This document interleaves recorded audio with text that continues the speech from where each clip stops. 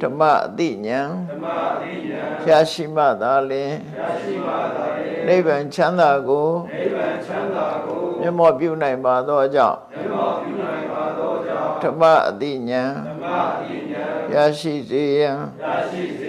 ရှိတန်ကြလျက်ဓမ္မသဘင်ဆင်ရင်ကျင်းပါ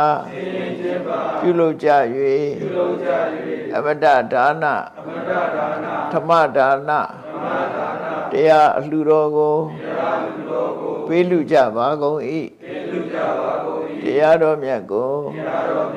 ကျိုးသေးလေးမြတ်စွာမမတ်သားသာအာယုထားလျက်နာကြားကြပါကုန်၏တရားတော်မြတ်ကိုတတ္တဗဝတ္ထုအစုစုတို့ဖြင့်ပူဇော်ကြပါကုန်၏ယနေ့ယခုအထုပ်ပြုလို့ရသောဤကောင်းမှုသည်နိဗ္ဗာန်ချမ်းသာ၏အကြောင်းထောက်ပံ့ဖြစ်ပါစေတည်းဤကောင်းမှု၏ဖို့ဘာကကိုအမိအဖအဖို့အဖွာဆရာသမားမှစား၍ကဘာသူကဘာသာလူနဲ့မြမ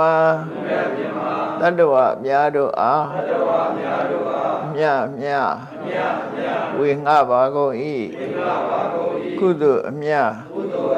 ကိုယ်စီရကြကုန်သည်ဖြစ်၍ကိုယ်စိတ်နှဖျားချမ်းသာကြသည်ဖြစ်ကြပါစေကုန်သတည်းအာလောအမြ